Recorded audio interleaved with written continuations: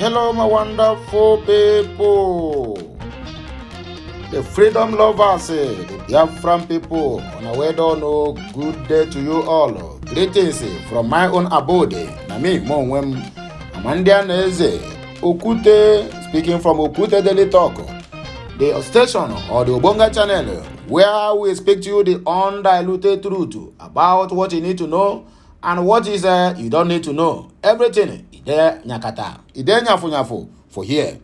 I am that your media man with a difference, so I am that your broadcaster. We get better swag. I don't land again, This one, I'm just coming from OKTT in Anambra State, where I have a meeting with Professor Charles Chukuma Mbafu Soludo concerning what our people is passing through in Lagos State and other Mpara Niger. So, make on here, waiting me and Chukuma Soludo concluded on this very issue of demolition of our brothers and sisters' property. We're there for Alaba International Market. We're there for Ojo, Lagos State. Make on hear them. I will be right back. Breaking news. Come home and invest. Chukuma Soludo was Anambra indigents residing in Lagos State. No be only on Anambra. If you be Anambra, Imo, Enugu, Abia, Ebonyi, Abakaliki, anywhere where you come from, as long as you are residing in Lagos State, my dear brothers, make you just do U-turn. Don't go straight, because if you go straight, you are going to Seme Republic. Seme border, heading to Benin. Unless you want to go Mbofesi. But if you don't want to go Mbofesi, as you do U-turn, my brother, make you the first Niger Bridge. That is Onitsha. We have a lot of markets there. We have Onitsha, we have Nnewi, we have Ariaba, a lot of market. You go for Imo State, my brother, so I don't know why our people cannot learn a lesson. This thing have been happening, happens to be a victim of this demolition of 18 and locking of markets day in, day out. This thing does not start today. Our people know they hear, they know they learn, and they don't want to learn from their past mistakes. The mistake our people or our forefathers made in the years back, today, even our current youth of these days are still making the same mistake. You find out that the youth will go out in Lagos State, in Kano, Kaduna, Sokoto, and the rest of them, having a better mansions. Come back home, you will see that I beg you, this cry now, you don't reach where we go to shout them. All the media houses, come back home, carry whatever you have. If you are there saying, oh, I cannot leave my property, my dear brothers and my dear sisters, if you cannot forfeit that property alive, my brother, you are going to forfeit it in Ozu. It is high time we do what? We trace our route. All these mansions being built in Lagos State, Banana Island, Lagos Island, Lekki, phase 1, phase 2, phase 3, up to phase 15, Ndibo, everywhere. Buying a plot of land, Alamini, buying a plot of land over $1 million plus. If all those investments would have been happen either in Onitsha or Enugu State, or Imo State, or you go to Abia State, or you go to Ebonyi State, my dear brothers, and tell you this, the whole 5 eastern state or eastern region, it will be envy. We don't even need these people for anything, because we can go back our home, organize ourselves, and do what? Have a very strong security outfit that will guide all our forests and all our homes. Please and please, it is high time we trace our roots. Enough is enough. We have had enough of all these insults. We have enough of all these humiliations. We have enough of all these marginalizations. Let us come together as one voice. That is not a way we can move forward as a nation. Look at the so-called buffalo that have expired. Very soon now you will not hear his voice again. That is Asari Dokubo coming to threaten the Igbos after going to Asarok. A sponsored militant that have gone to Asarok, and they sponsor him, give him script, right? He started from there, attacking Martin Namdekano, is not be released. Calling somebody who is innocent a criminal. Imagine a kettle calling pot black. Look at Asari Dokubo that have been on the creek, even up to tomorrow, his boss is still on the creek, busting pipelines, destroying Nigerian economy. Then he went there. They don't want to use Hausa or Yoruba to attack the Igbos. Now they use somebody that they know that when he said it now, they will say, oh, look at, after all, he's part of the Biafra. Go and listen to Asari Dokubo clip where that place he made mention of Mumu Man. He called out Gulo Jonathan, he called out, what did they call it? The Zani Madeke, who is then petroleum minister. And he said what? I still remember that word. He said the only hope for them is the independence of Biafra. That without that, be you Igbo, be you Ijo, or be you anywhere, that the only thing that can save us is the independence of Biafra. The same as Okubo had turned now again, they begin to speak from one side of his mouth. This man is a chameleon and he can never be trusted for once. A chameleon and a saboteur and a betrayer at that time. If not today. Somebody, even when Obasanjo was grilling this man, people fight for his release and for his right. Now he's the one now that is saying Tinubu should not release Mazi Nnamdi Kanu, that is a reward to criminality. Look at the criminal calling somebody a criminal. Imagine that. Anyway, my wonderful people, I don't want us to waste much time. Let us go straight to the reason why we are here. While you are doing that, please try to subscribe to my channel, like, and also share any of my content. All the very, very important and all the very, very necessary. So let us go to the reason why we are here this morning. The governor of Anambra State, Chukwuma Charles Mbafu Soludo, has urged Anambra indigents residing in Lagos to return to the state and invest. The governor made the plea in a town hall meeting different from Bulabas, while enumerating some of the progress made so far by his administration after a year in office. Soludo emphasized the need to change Anambra State from a departure launch to a destination, pointing out that the homeland consciousness must be inculcated in the perceptual mind of every Onye Anambra or every Anambarian. He enjoined them to reflect deeply on it and do everything possible to contribute to the growth of the state. Everything we are contributing out there, if we have contributed it in this, our so-called 5 Eastern state, I tell you the gospel truth. Singapore will be a learner when you talk about development and infrastructures. I tell you, even, what do they call it? Even Dubai will be a learner. If all the whole mansions being built out there by our people is being erected in the southeast, in the 5 eastern states we have, I tell you, all these states or countries I call will be learning from what they're going to witness, the turnaround of things in our own land. So I concur with you, Chukwuma Soludo, on the call. But before then, make sure that you tackle the insecurity in Anambra State. And I see you are doing a wonderful work. May the Almighty Chukwu guide and protect you, and also give you more wisdom to do more for the Anambarians. We have a responsibility to leave Anambra State better than we met it, according to Chukwuma Soludo.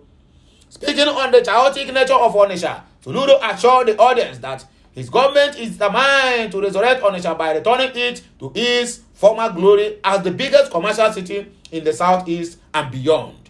On security-related issues, the governor maintained that his administration had drastically reduced the menace of killings and kidnappings to the barest minimum with the security architecture put in place by his government. I have seen that playing out. You are doing a very wonderful work, my dear. Keep up the good work. Not the likes of Supreme Court Governor of Imo State. He commended the security forces, the Army, Navy, Police, the State Vigilante Group, and other paramilitary agencies for their large or dodge efforts and contributing to the success recorded so far in Anambra State. Chukwuma Soludo is the presenter of this very news. Gani Adams, regards to Tinubu's policy decision so far, charges federal government on police reforms. That is what we needed so far. Police brutality is too much in our land. The Kankafo of Yoruba land. Now this one, he passed me. Eba. Gani Adams has described the policy decision taken by President Bola Tinubu so far as impressive. According to him, he thinks the president has started on the right footing considering his policy decision in the last few weeks. Adams, as gathered by Nigeria News, made this submission in a statement issued by his special assistant on media, Kehinde Adeyemi. This one happens on Friday, yesterday. He said the new move by Tinubu has shown that the president is in charge of the policy directions of his administration. The RNO Kankanfo submitted that the appointment of the service chiefs and reflected Tinubu's desire to reduce the importance of federal character, adding that it indicated he was ready to work with people from all 6 geopolitical zones of the country by giving a chief of naval staff to an Igbo man, whereby we don't even have any single seaport in the 5 eastern zone. Woe and shame to Nigerian government and also to the political bigots we have in the southeastern region. Adams in the statement remarked that I think Bola President Tinubu has started on the right footing and Nigerians are watching with great expectations. Leadership is all about service to the people, and the president has shown determination with the various reforms initiatives he had embarked on since May 29, when he assumed the mantle of leadership as the president and commander-in-chief of the armed forces of the Fulani government of Nigeria. We know about all this. The stipend should be on a 65-35 ratio. The 65% will go to the unemployed Nigerians and 35% for children between the ages of 1 and 18. And the aged ones, specifically the senior citizens who have reached the age of 65 years and above, are not on pension, as well as physical challenged Nigerians. The money can be generated through special tax from multinational companies and other investors in Nigeria, and the Special Revenue Generation Committee should be established to work on the modalities. This will reduce crime in the country and also reduce the spread of insecurity. This committee should also be empowered to stop illegal mining going on in some parts of the country. It is ridiculous and embarrassing that the majority of these perpetrators are foreigners backed by some unpatriotic and selfish Nigerians. They are not selfish, my dear. These ones, they are still the criminals in Asorok that is championing all this illegal mining and this crude oil theft. All of them are in Asorok. They are the ones that are signing this deal with Chinese and other parts of the country. How many crude oil that has been stolen and they dump it in Chinese? How many barrels? How many million barrels of crude oil? Everything goes to Chinese. The same money they take from here is the same thing they borrow to them. And they are using our own money also to service the debts, which is their own money as well. That is why Nigerians are so... Anyway, let me not use some derogatory statement. It is ridiculous and embarrassing that the majority of these patriotics are unpatriotic, selfish Nigerians, perpetrators, and so on and so forth. If this menace can be appropriately, effectively tackled with the use of force and legal sanctions, federal and the state governments will be making tens of billions of dollars yearly. And if this money is judiciously used, the majority of the challenges confronting the Nigerian state will become history. Nigeria is the only country that have millions and billions of mineral resources which have nothing to show for. Up to today, they are still on the borrowing spree. Federal government is borrowing, state government is borrowing, local government is also borrowing, ministers are also borrowing. Borrow country. State government should also support the new education loan for tertiary institutions and ensure that education is free at subnational levels. The recent appointment of the service chiefs truly reflected the desire of a president who is ready to run an all-inclusive government. Mr. President must work out an action plan that will reduce oil theft across the country. The huge amount that have been going down the drain through oil theft should be checked. The federal government can stop this by creating a special tribunal on oil theft and prosecute people perpetrating economic sabotage. What of the ones we see? Have they ever prosecuted anybody? They have the power that be. So what are you going to do to them? Nigeria is a banana republic that don't have law. Even if they have law, their law never works. They enact law that they never put in action. He as well appealed to the Tinubu's government to work with the National Assembly to create a complete reform in the police. He stated that an effort should be made to reduce the spread of insecurity and crime across the whole country. He added that our land borders should be opened with effective security to stop illegal immigrants and goods from entering our country, and efforts should be made to reduce huge tariff on imported goods, especially on vehicles coming to the country through our land borders. The federal government should encourage manufacturers from bringing raw materials that are not produced in the country to aid local productions. This is possible when the tariff is reasonable for importers and exporters as well. The federal government should stop round tripping to strengthen the Nigerian currency and aid forest control in our country. On the other hand, though, I will not have any disagreement with the Oba of Benin, according to Agba, the ex-minister under Buhari. The immediate past Minister of State of Budget and National Planning, Clem Agba, has said he will not have any disagreement with Royal Majesty Oba of Benin, Obewure too, over any matter whatsoever. Recall that the monarch recently queried Agba's stewardship as a minister when he visited him at the palace to appreciate his support and the role he played in his nomination from Edo State. However, some individuals supporting the minister took to different newspapers to respond to Oba of Benin inquiries about his stewardship while in office. But in a statement on Friday, Agba distanced himself from some articles purportedly condemning the monarch, saying he did not know any of those behind the articles. The former minister added that he did not sponsor any article or commission anyone to reply to the Oba whom he described as his father. Agba said unknown to the public after meeting with the monarch, he later met with the Oba in private, wherein he clarified some of the issues raised by him. Okay, he met him in private. What happened to the public? You were appointed in a public office. Then when you want to let him know about what you achieved, you went on private, right? That means you never do anything. That is the simple truth. He therefore advised those who insist on writing articles and the commentaries attempting to politicize the situation to discontinue the fruitless pursuit. He said, I do not, I repeat, I do not and I will not have any disagreement with His Royal Majesty Oba of Benin Kingdom on any matter or whatsoever. I would like to address some commentaries and articles that have come to my attention, purportedly to respond to the questions I received from our esteemed royal father, His Royal Majesty Omo Noba Nedo Uku Akpolopolo Oba Ewure too, Oba of Benin Kingdom, about my stewardship. Let me make it clear without any doubt that the commentaries and articles have surfaced are neither sought nor sponsored by me. It is not my nature to join issues in public. He is not only my father, but also the father of all of us in Edo State.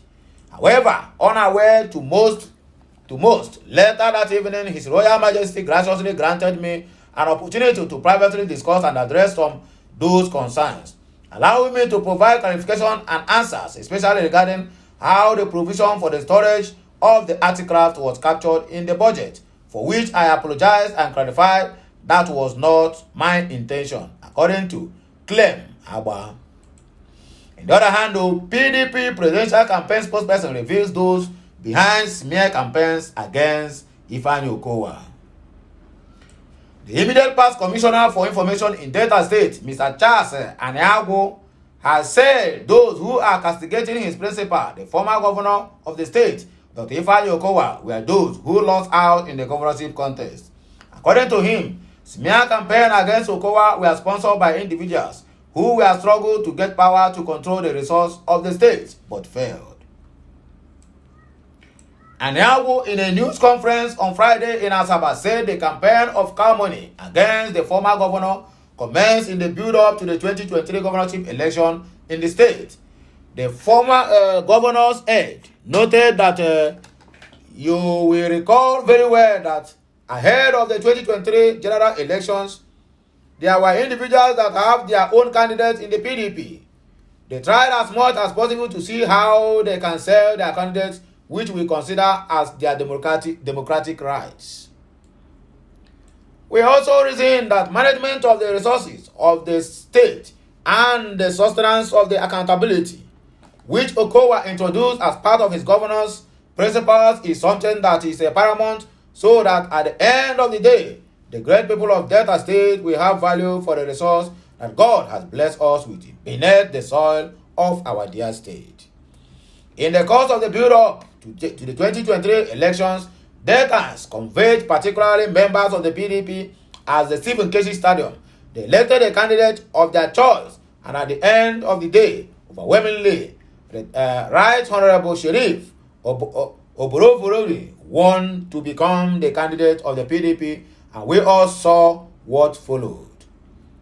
Individuals who are involved in this struggle, who want to have a grasp of the resource of the state, proceeded to the law court, went to the media invoking lots of campaigns of calumny against the then governor, Senator Dr. Ifeanyi Okowa, and cast aspirations against the candidate of the party, PDP, which is the present governor, but the Deltans knew where they are coming from, just like they said. The Egyptians you see today, you will see them no more.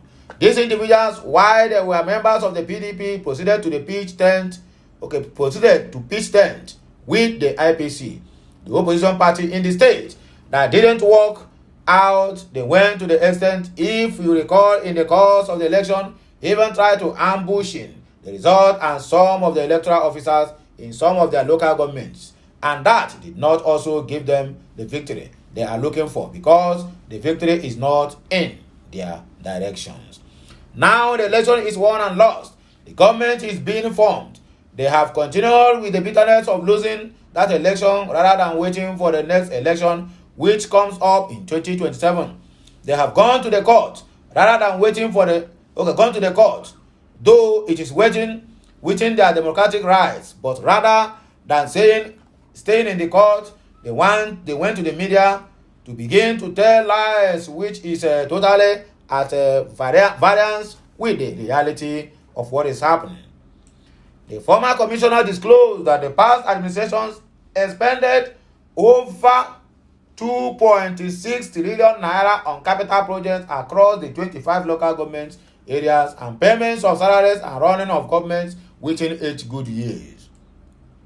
Out of this amount, 1.4 trillion was spent on recurrent expenditure for salaries, overhead expenses, and the day-to-day running of government, while 989 billion naira was spent on capital projects, including over 50 billion naira so far spent on the Uele Asaba dualization project. During our administration, we embarked on adjustments of salaries to what we call the living wage, and that of course meant that we have consequential adjustments which affected those on pensions, taking our wage bill to as much as 10 billion naira every month. If you calculate the wage bill alone for a period of 96 months that we held sway, we spent close to 900 billion naira on the issue of salaries alone, not to talk about overhead expenses as well as other costs of running government, according to Charles Aniago, he said. And we are moving forward, though. He said, stop issuing statements without taking actions. Can blast DSS. The Christian Association of Nigeria can has all the Department of State Service, DSS, to stop making rhetorical statements on the security situation in Nigeria. The association called on DSS to go after the criminals rather than just issue statements every period of festivity without taking any action.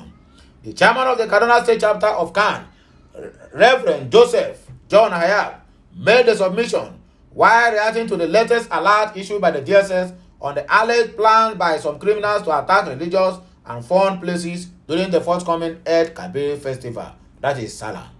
According to Hayab, Nigerians would appreciate it if the DSS go